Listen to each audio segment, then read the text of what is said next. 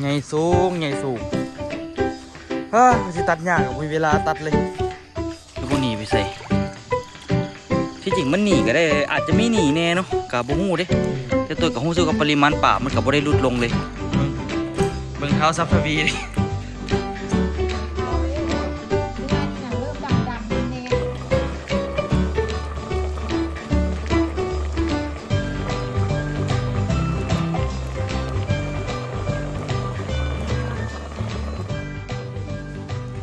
ตอนเศร้าเบิ่งแกนเอาเอียนมาให้แต่เศร้าเลยอันนี้นี่เอียนพ่อท้องไปใส่เบ็ดนั่นบ่เบ็ดได้ปลาดุกได้ตัวเอี้ยนทีเดียว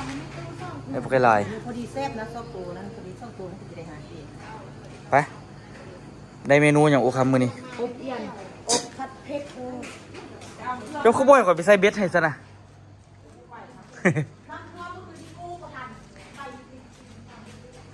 บ่มีครูไปคันมีครูไปนี่ได้กินเถอะทุกคนเศร้ามากับโอ้โหสิเฮ็ดเมนูอย่างทุกคนเลยโอคำตื่นมาเลยเฮ็ดอบเอียนผมว่า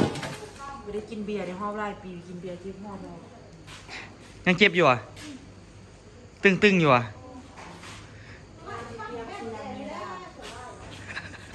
ใจยักนอนไปออกแล้วไปทุกคนฝนตกพายุเข้ามา2 มื้อซ้อนแล้วทุกคนเนาะจักมื้อซ้อนเหรออูตาตัวคือแต่โปนี่แหละทุกคนนี่มันคือแต่จะคันอย่างหเป็นโปฝนตกเอาแท้เอาว่าทุกคนเอ้ยเครื่องของก็จนบ่ได้ขายเนาะเพิ่งบรรยากาศบ้านน้องอูพี่นะทุกคน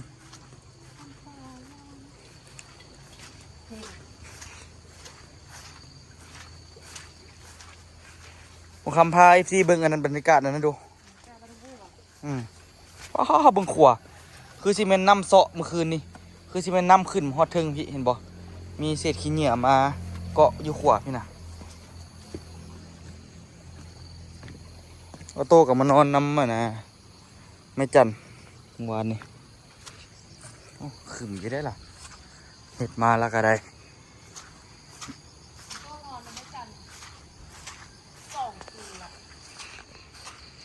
เขาจะนอนอยู่ถึงฮะนอนก็ดีตัวจังโบเบียดยังโบเบียดเปลี่ยนไปเปลี่ยนมาเอาเมื่อนี้เขาจีนอนในพออีเมย์โอ้วันนี้สิไปนอนในเมตู้โตไงมา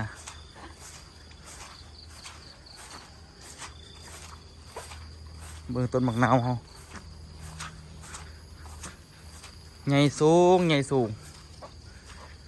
สิตัดยากกับมีเวลาตัดเลยคาเฮ็ดนั่นคาเฮ็ดนี่แต่ก็ตัดง่ายได้แล้วนี่ตัดตามห้องนี่ไปมันยังมีผักอยู่ทุกคนบอกอันนี้ผักได้นี่โ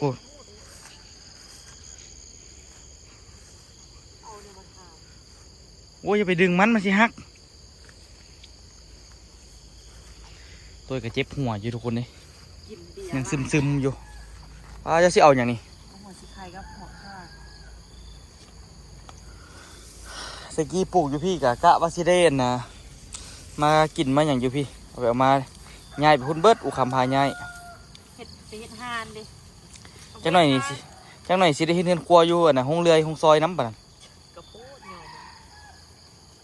เบิ่งทุกคนเห็นบ่คลองน้ำฝนน้ำลายไหลเนาะทรงนี้บ่อึดน้ำไส้ทำไมมันบ่อึดน้ำไส้แล้วนี่ตลอดคือสิคักเนาะอูเนาะปลาดุกยังบ่ได้เกลือได้หั่นเยอะปลาดุกคือสิยังบ่มีเกลือดอกพวกนั้นอันนี้เก็บเครื่องสิไปเฮ็ดอบเอียนเลยทุกคนเด้อมีตะไคร้เนาะหัวสิไคร้แล้วก็ข่าน้ำบ่อูจะสิเอาจังไหนค่ะเอามีดจิ้มเอาเลยบ่ได้กะ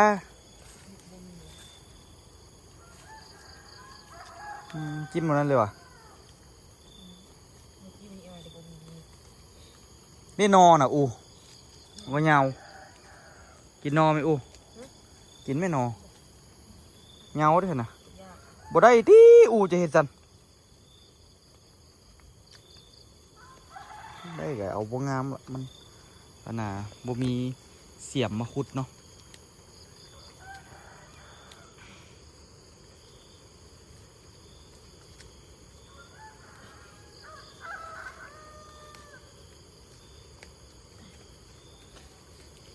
มื้อนี้นัดกับต้นตาลว่าสิเฮ็ดโตเฮ็ดตังปะเด้อ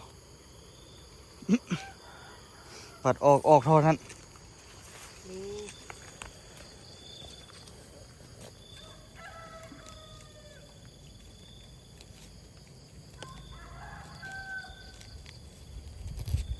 เละไปหรอผม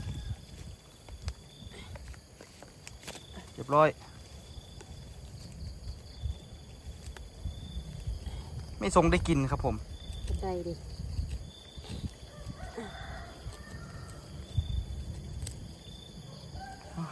โอ้โหสับปะนี่คาเนี่ยมีอ้อมเลยก็ทุกคนมีอ้อมมันนะอ้อมนี่เบิดเลยบ่พอเก็บขายใช่ป่ะโอ้ มีท้อสนิท ดนไปเลยยังได้เก็บขาย ถูกง่ายๆเลย คันเราได้เก็บขายนี่ที่ได้หลายขนาดเพอปลูกอ้อมหมดเลยโซซิได้เนาะลำบากขนาดเนาะจะตัด2 ท่อนได้นี่ คนเดียว ท่อนเดียวเนี่ยมี2 บาท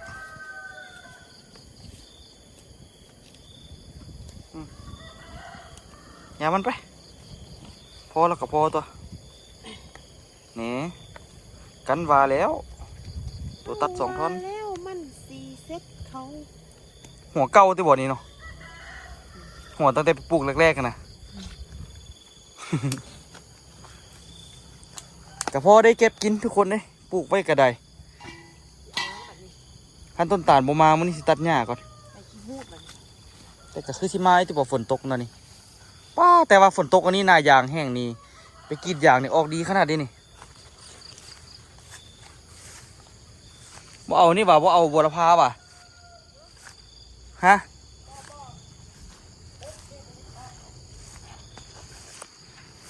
ไปท่าตัวมานี่ก่อนเกลือปลาดุกก่อนฝนก็ตกทุกคนเอ้ยเฮ็ดหยังก็บ่ได้ช่วงนี้ไปใส่ก็ยากเฮ็ดหยังก็ยากปลาโถปลาอันไผโอ้น้ำล้นทุกคนเบิ่งปลาหนีบ่แล้วติบ่น้ำจะล้นพี่เลยพอมาฝนมันตกหลายเนาะแต่กับป่ามันก็บ่ค่อยหนีเลยทุกคนเนาะอีตัวกระย่านมันหนีนั่นแหละแต่ว่าเป็นน้ำมันได้กลิ่นน้ำติบ่มันเลยบ่หนีไปใส่ที่จริงมันหนีก็ได้อาจจะไม่หนีแน่เนาะกะบ่ฮู้เด้แต่ตัวกับฮู้สึกกับปริมาณป่ามันก็บ่ได้ลดลงเลย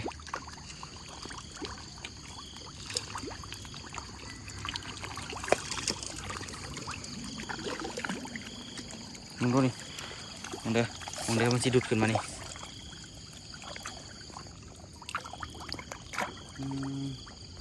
แดงยิ่งครึ่งตัวนี้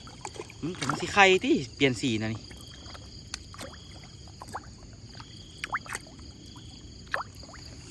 แท้ก็ตัวรู้สึกว่ามันบ่ได้ปริมาณบ่ได้ลดลงเลยปลานี่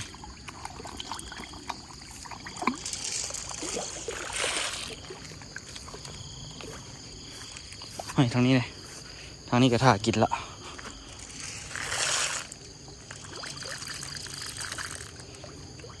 ปลามันก็อยู่ทุกแก่เอาคันเขาไปว่านแต่บอนเดียวนี่ตัวอื่นสิบ่ได้กินน้ำ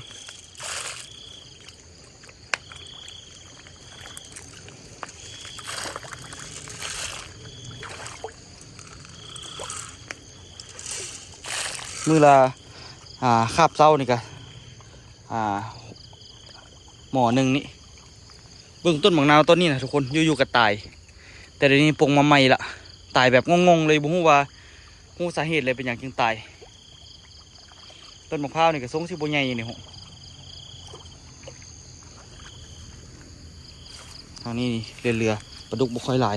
มันไปอยู่แจนี่หมด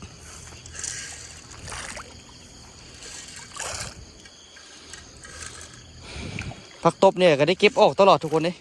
เก็บออกบ่ได้เลย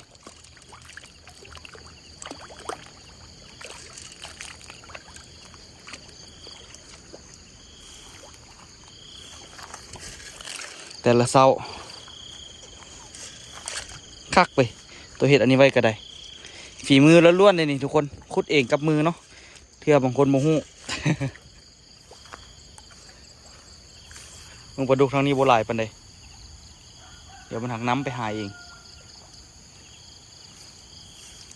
มันก็ลอยเลาะซอกกันตามพักตบบางทีมันข้างอยู่พักตบพะนะ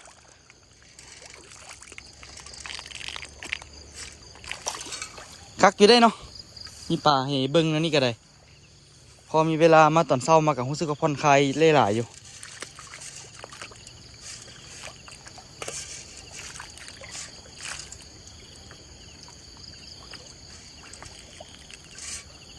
เบิด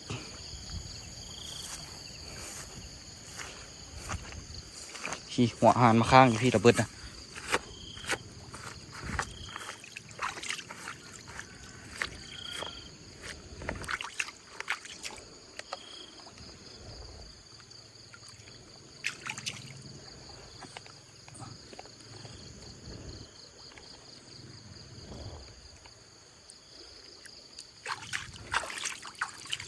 น้ำขึ้นจนแปลว่าล้นไปเลยเต็มเลยทุกคนเห็นบ่แต่ว่ามันกะคันมันออกมันกะไหลออกข้างมันไหลออกพี่แต่ป่าบุหูว่าไปหรือบ่ไปกับบุหูเลยแต่ตัวเบิ่งส่วนไหลก็บ่ค่อยไปดอกเริ่มอิ่มแล้วเห็นบ่หมอหนึ่งพอดี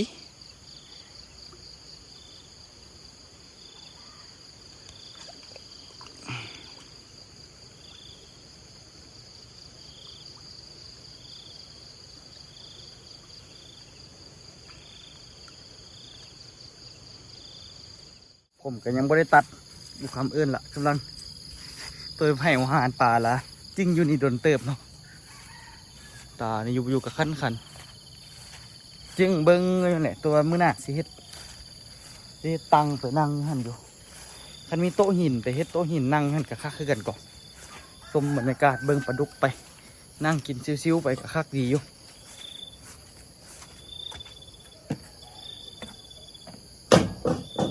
เขาติ๊กเขาจี้มานี่ส่วนมาแล้วป่าโดยบ่ค่อยใหญ่ปานใดเพราะว่าตะกี้นี่บ่ได้เอาใจใส่เนาะหากก็บ่ได้เอาใจใส่ตอนห้านแล้วนี่แหละตะกี้ก็ได้กินแน่บ่ได้กินแน่ส่วนหลายก็บ่ได้กินแต่ว่าหลังๆนี่พอตัวเมทห้านแล้วก็พอมีเวลามาเผื่อมันคือตะกี้ตื่นเช้ามาแล้วก็ลงเฮ็ดเวียกอย่างเดียวเลย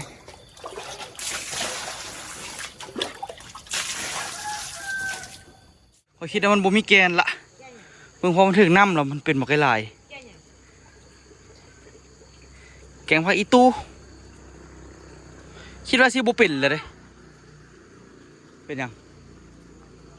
กัดมือเจ้าผักอีตูออกสิทุกคนมึงมันถึงน้ำแล้วมันสิออกล่ะตัวแบบว่าปลูกไว้เพราะว่าอุคัมนี่เฮ็ดมักเฮ็ดอ้อมักเฮ็ดอย่างละบ่มีผักอีตูกินโอ้ยเสียวครัวเอียนอยู่ทุกคนตอนนี้นี่คักอยู่ตัวคิดว่ามันสิบ่ออกเด้เพราะว่าเอาน้ำพอสดมาบอกแต่โดนล่ะบ่ได้ปลูกจักเทื่อเห็นอุคัมมักเฮ็ดอ้อเฮ็ดอย่างละบ่มีผักอีตูใส่เลยเอามากะปัดออกสิออกอยู่ได้นี่เบิ่งนี่เป็นอันนี้นี่ออกแน่นอน100%เพราะว่าฝนมันก็ตกแน่ทุกคนเด้ตกพิลึกพิโลตัวเลยบ่ฮู้สิเอาไว้ใส่เลยบ่ยอมให้นี่เฮ็ดซะนี่แล้วก็เวลาฝนมันตกตัวก็ห้ามมันเข้าในแล้วก็แล้วสินะบ่ตายถือว่าเอียนนี่ก็ได้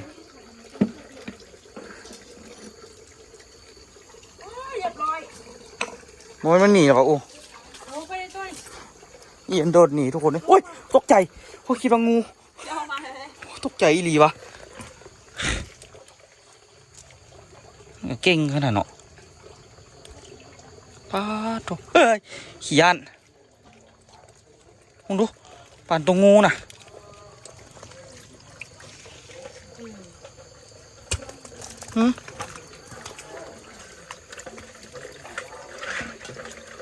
เอาได้ไปตุ้ยนี่เดี๋ยวเขาสิจับมันได้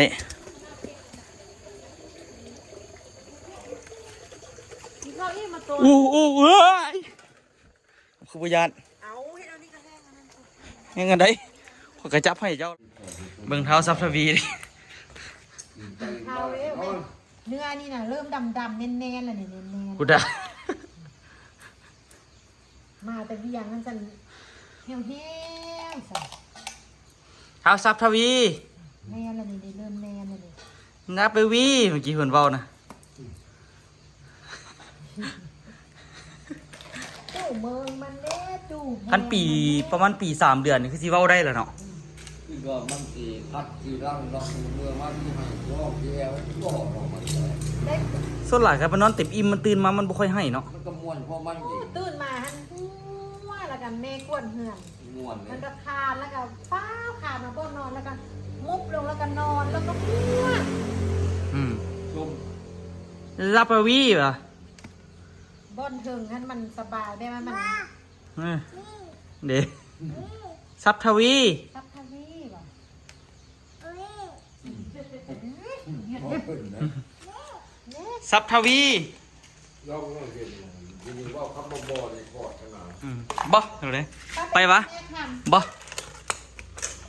บ้องไอ้สิได้เอามือเกลียวอีได้บ่อีได้ ซับทวี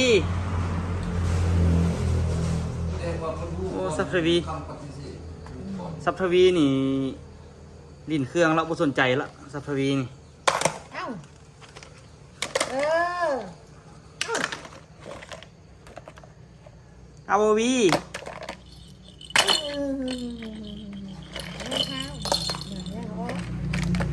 ไว้ไว้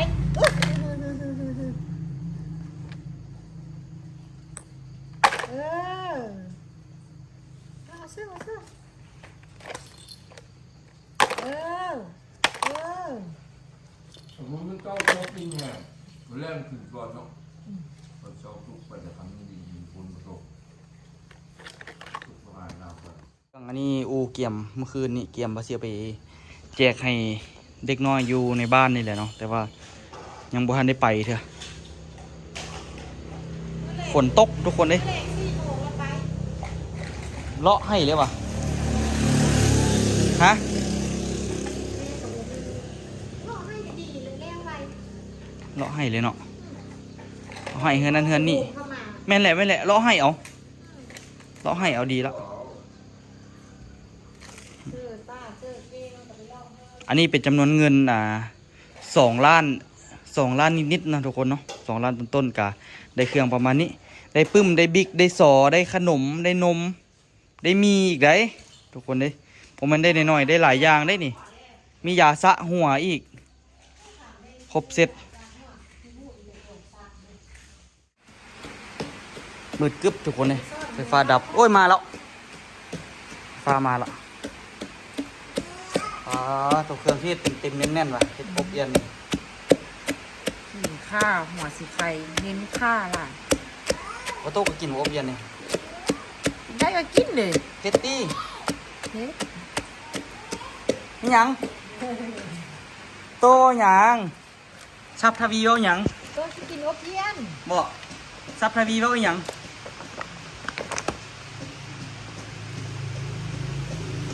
ซับทวีเอ้ย เด็กตัวลีนเนี่ยเด็กตัวลีนตัวลีน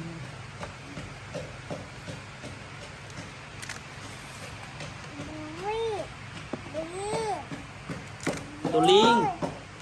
เขาเบิ่งเม่นล่วงเลยเนี่ย มึงกับบ่แม่นลวงว่ะ กำกล้วยนี่ยิงกำกล้วย หัวหอนนี่ คือเนี่ยมันคือมันเข้าใจ เนี่ยลิงมันกำกล้วยเนี่ย คือมันเข้าใจ พิษหัวอาทิตย์อาทิตย์ แม่นิสัยบ่ดีละนิสัยบ่ดีละอืม สบายดีไหมสบายดีไหม โอ้ลิงกับมะกล้วยเฮ็ดหัวควันเฮ้อบ่โต ลิงกำกล้วย เฮ็ดหัวควันเฮ้อคุ้มค่าขนาดเราซื้อข้อนี่ก็ได้เนาะ นะก็ลิงนะลิงกิน คุ้มได้คุ้มว่ะ ก็ลิงกินกล้วย เด้อเฮ็ดหัวเฮ้ออีก หัวกล้วยตัวลิงกินกล้วยเด้กล้วย เอาโตก็อยากกินหวะเอาโตก็อยากเป็นลิงหวะ กินกล้วยเนี่ยป้าแท้กับมีตู้สิไปบักกล้วย โตก็อยากกินลิงโตก็อยากกินกล้วยคือลิง บ่มีเนาะ เดี๋ยวเดี๋ยว เป็นหัวคนลิงนี่เนี่ยลิงกินกล้วยนะเนี่ยลิงกินกล้วยลิง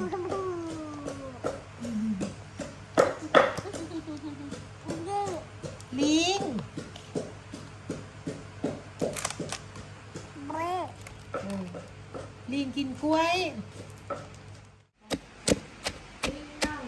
ไปต่ำข้าเสเลยเลยบุปาด เป็นหยังตำกระแห้งหอมตัว ทำไปป้าดมีพักเนี่ยต่ำนวลทีเดียวเลย เอียนกับโบใส่เป็นตัวนี้เลยว่าเอียนกับอะไร เออ เอียนกับใส่เป็นตัวเลยว่ะ พอแล้วนี่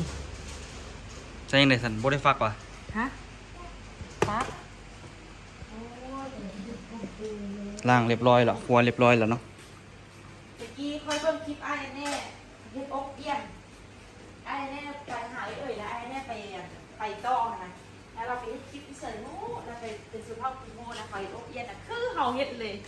ไอ้นี่เฮ็ดอยังเฮือนครัวแบบบ้านๆน่ะตะกี้เบิ่งคลิปเราโอ้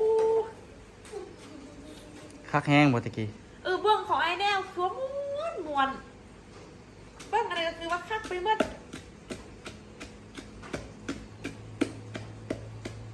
กับบุคิดได้ว่าสิได้อ่านมูจักกันปานนี้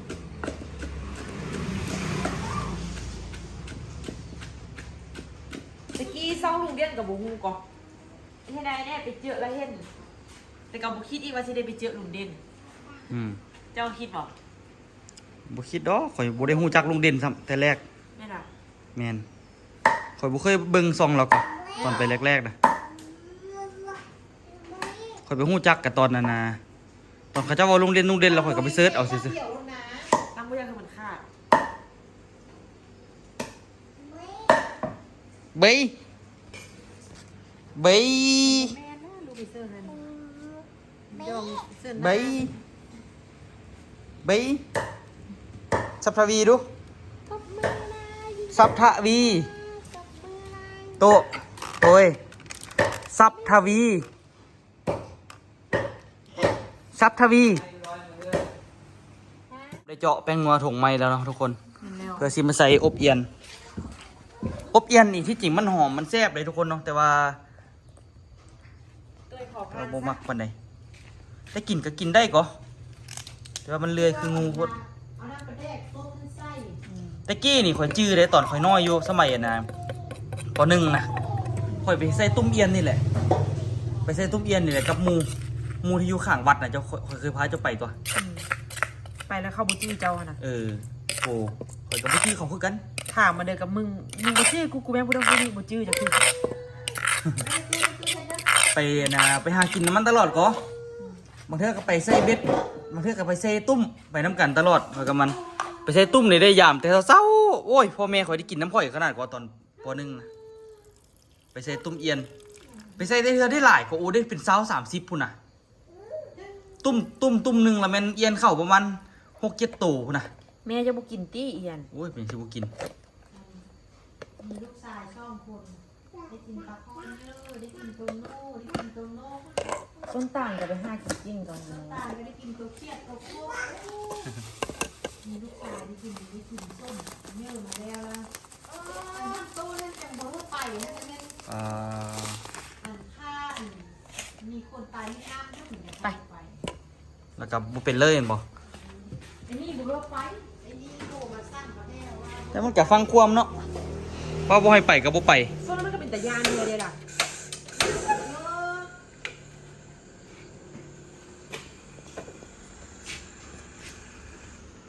ใส่น้ำบ่ คนกับแม่คั่วกันไปเพื่อนนะเวลานี้มันสีขาวนะเลย มะขาวดอกเครื่องเทศลายปะนี่หอมบ่หอม เนาะ ข่อยบ่คิดว่าข่อยบ่ฮู้ว่าข่อยย่างเลยเดี๋ยวนี้รู้สึกแต่ว่าหิวแต่บ่ฮู้สิกินหยังกินลำบากอูคำพาแห้งยังเจ็บหัวอยู่ว่ะตอนสวยสินอนว่ะเก็ดแล้วกินนอนว่ะดีละข่อยสินอน อันน้องมะเกง น้องแกงยังฟองห้านเจ้านะอันนี้แหละทุกคนเนาะขัวพอไปขัวกับบทันขัวสุดที่บอกบุนึงกับโอ้เกมน้ำมาละไฟคือคอยแท้ เขากินเบียร์เขากินเหล้ากินได้เดี๋ยววะตื่นมาแล้วบุเป็นอย่าง บนกล้วยนั่นก่อนกล้วยมันเกี่ยวถึงโชคว้าวเสียงมันเลี้ยง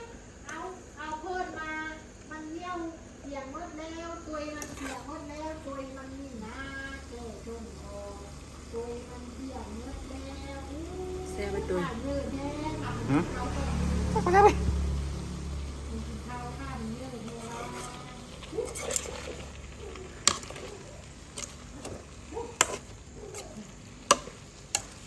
เขาว่ามันสิเป็นไข่ผู้เป็นสำนอโตเนาะ เดี๋ยวพี่มูไปปักเบ็ดดิ ทองไปผู้ทองบ่มีงูทองไปผู้เดียว ปะโบนคือเราเนาะโอ้มันเจ้าทินคือเราโดนมาใส่น้ คือมันเนื้อหั่นกันมา ำทีนี้มันเดียวหลังวะ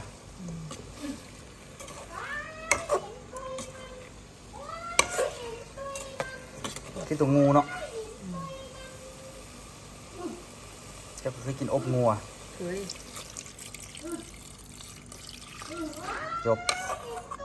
สุกแล้วก็ไม่ได้กินซื้อเลย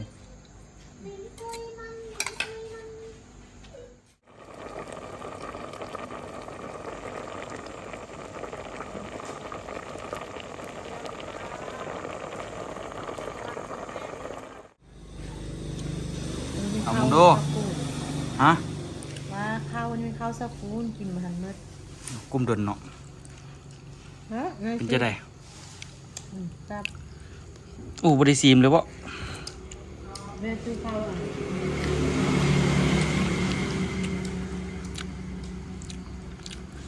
เอียนกับเอียนธรรมศาสตร์อยู่ในอ่างเขาบ่แมันเกิดแม่แพ้ลูกหรือเปล่าเนาะ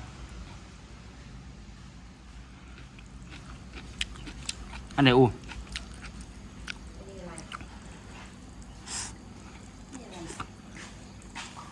เป็นยังไงแม่กินอบยันในหอบหลายปีนี่ หลายปีพุ่นนะ ไม่ได้กินโดนละ ก็ไปใช้ตุ้มตอนนั้นกันยังกินอยู่ จับมือดู ตุ้มเขาได้ไปใส่แล้วเดี๋ยวนี้ ต้อง เนาะ ลายไว้ มันไปใส่ไม่ได้วะตุ้มก็ได้ ต้องลายไว้ตบมือลายกินข้าวใบฟ้า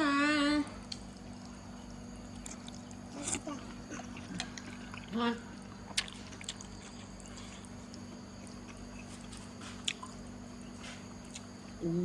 เนี่ยมันใหม่ กูก็อยากกินอ่ะ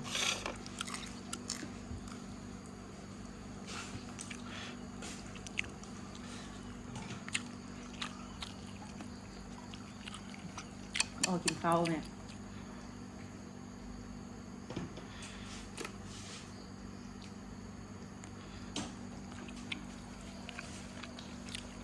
เป็นไงข้อง ๆก็แซ่บ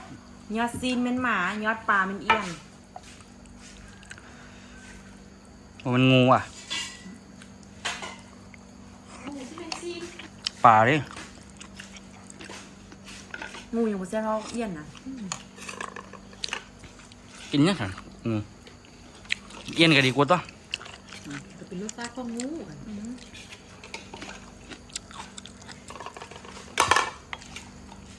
แจ๊ดพุ่นละ มาละซีซี อ้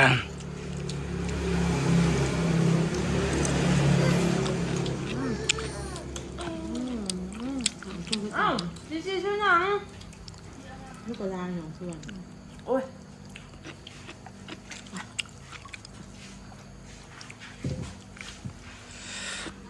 อาหารของคนเมา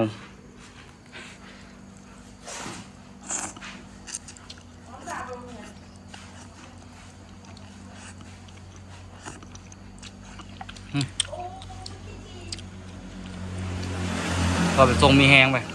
จะสดน้ำเลย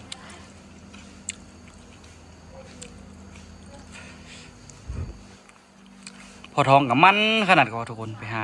ซื้อไปปักเบ็ดไปอย่างนี้มันให้มันวะ ได้ไปคุณยังรักอยากไปมั้ง เนาะป่าเราได้ป่าบ่ใหญ่ปานใดนะมันบ่ทันใหญ่แท้เดียว ป่าด้วยหัวยวน่ะยุ่งหนาบ่เป็นป่าน้ำสาร บ่คันประมาณเดือนน่ะนะ11 12นี่ป่ามันสิใหญ่อยู่ก็ทุกคนเนาะเมนูเฮากะประมาณนี้แหละเช้านี้เนาะเป็นไงฝากทุกคนกดไลค์กดติดตามให้เด้อสำหรับคลิปนี้บ๊ายบายทุกคนเราเจอกันคลิปหน้าเด้อ